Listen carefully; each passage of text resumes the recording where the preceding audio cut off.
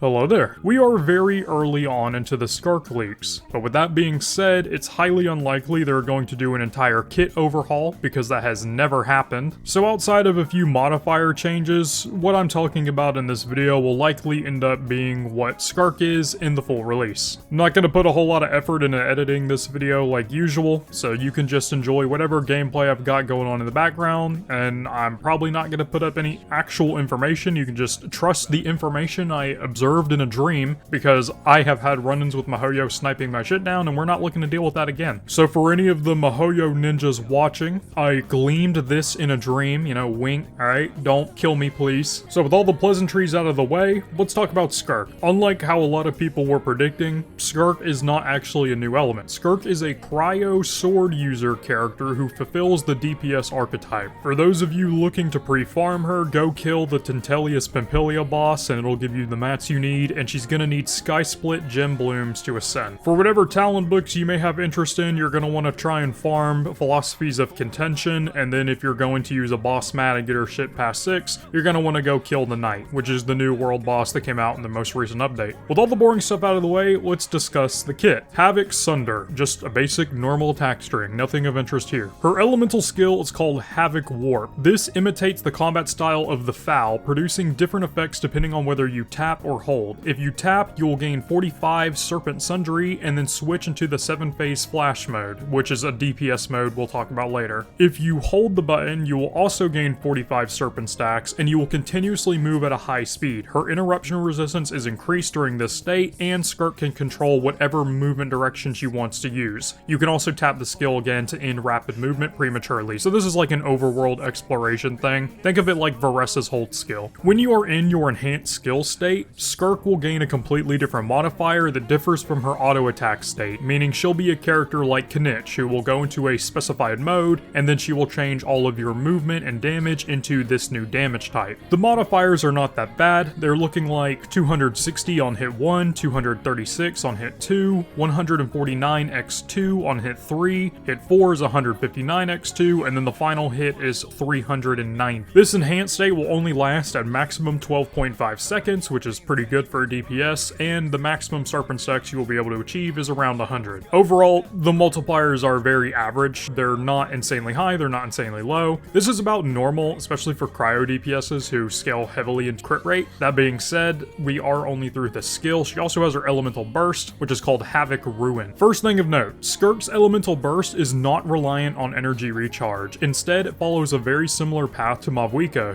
where Mavwika wants to build up Night Soul Blessing points in order to launch her burst. Skirk wants to build up Serpent stacks. She needs at least 50 Serpent stacks to unleash her elemental burst. However, if you go above 50 to the maximum of 100, you will receive a significant attack percent bonus per point. This attack percent bonus caps out at 29.93% per point. So take that, multiply it by 50, and it will give you that attack percent bonus on the 5 hits caused by the final strike of your ultimate. However, there is another version of the burst. She has a move called Havoc Extinction, a special elemental burst that can be used even without consuming Serpent stacks. After using it, Skirk will gain All Shall Wither effect, which will last until 7-phase flash ends. After unlocking the passive talent, she can then absorb nearby rifts. While All Shall Wither is active, every 0.1 seconds after Skirk's normal attacks hit an opponent, that normal attack will deal increased damage. If she absorbs any void rifts while using Havoc Extinction, normal attack damage will be further increased based on the maximum amount of rifts absorbed. And then you can spawn 1, 2, or 3 rifts, which will give you a maximum of 11% or a minimum of 3.5%, with 0 being the minimum and 3 being the maximum. That was a lot of word soup, but essentially what you need to know is she has 2 ultimates, one that requires Serpent stacks. If you are over 50 stacks, you will get a massive buff and launch a nuke. For every point over 50, the nuke gets stronger. If you don't want to use Serpent stacks, you can launch an additional version that will use Void Rifts, which is a part of her kit we'll talk about later. If you have 0 or 3, it'll give you a buff on her auto attacks. That is basically the long and short of it. There's a lot here, and I understand if you're lost, but don't worry, it's about to get even worse, because now we need to talk about her passives. When all party members are Hydro or Cryo, assuming there is at least one Hydro and one Cryo, everybody's elemental skill level will be increased by 1, which means right out off rip,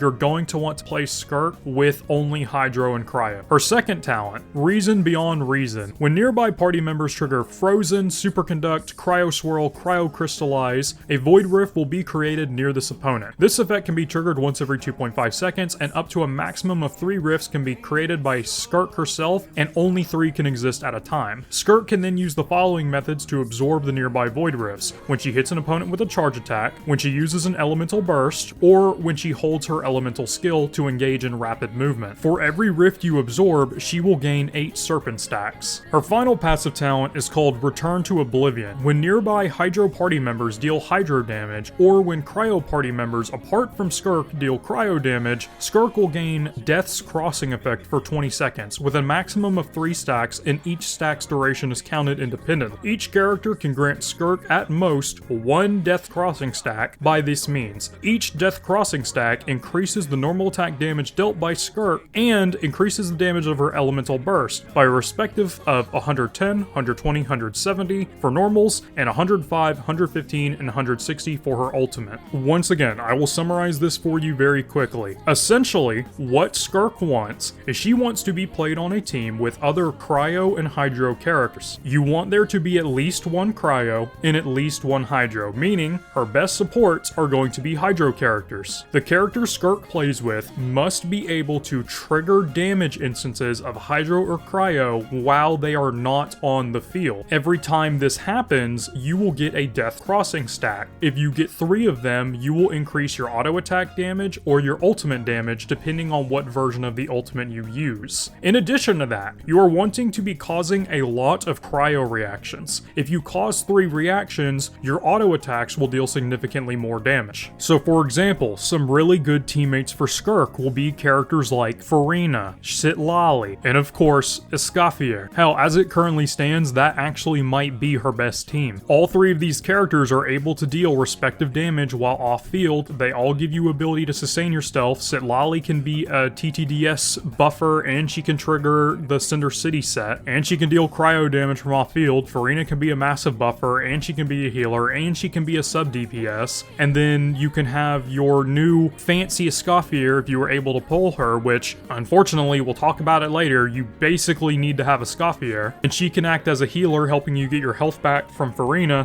which builds her stacks while also buffing a Skirk by a pretty significant margin. As for Skirk herself, you have 2 options. You can either play her in auto attack mode by launching your ultimate prematurely, which will give you a pretty significant buff, or you can just release a massive nuke of damage and then go from there. Either way, from everything I've said up until this point, you'll probably think that Skirk is really good, and she is. But there's a pretty sizable asterisk, because if there's something you realized when I was reading her kit, that is, Escoffier is pretty much required. The difference between having Escoffier and not for Skirk's team comps is roughly 37% of your total overall damage, and that's assuming you have Sitlali and Farina as well. And Sitlali, for those of you who don't know, ran with Mavwika, who is a very popular character, so a lot of people pulled Mavwika and not Sitlali. And then you're also going to want to use Farina with her too, who is one of the most versatile and well-desired units in the game. If you don't have Escoffier, who is currently on banner, then it's really not worth pulling Skirk. And if you want an idea of about how good she's going to be, current theory crafters are assuming that she's going to be about Ayaka level without Escoffier, which is very concerning. For those of you that play Star Rail, this is like using Acheron without Jiaoshu. For those of you who play Wuwa, this is like playing Zani without Phoebe. And I'm not saying all this to doom post. You know, I like Skirk, and I have a Escoffier, and I plan on getting Skirk. That all being said, if you plan on getting Skirk, and you are watching this video right now, first of all, go ahead and like, comment, and subscribe, because I make baller videos when I'm not posting unedited trash for leaks, because I know Mihoyo is probably going to take this down, but also just get a Escoffier. If you plan on getting Skirk, make sure you get a Escoffier. This is your public service announcement. The difference between having her and not is going to be very massive, so for the love of God, please make sure you have that character, and if you don't, there are not that many good alternatives. This is an issue we've been having in Genshin for a while. We saw it start back when Neuvillette came out, and he basically is tethered to Farina, and now Mavwika and Sitlali. It's looking like this is becoming the norm. From now on, whenever there's a premium 5-star DPS, just assume there's going to be another premium 5-star 5-star DPS that is tied with them at the hip. And in this case, unfortunately, one of the most desired units of all time is going to want one of the most mid units of all time. Okay, well, Scoffier is actually really, really good, but I'm just saying that to be derogatory because it's funny. That all being said, I'm excited for Skirk. I do find it kind of lame that she very vastly underperforms without a Scoffier. So if you're seeing this, again, I can't repeat this enough. If there's any one thing you take away from this video, if you're going to get Skirk, get a Scoffier. The devs are trying to fuck you. Don't let it happen. All right, like, comment, subscribe. See you next time. Peace.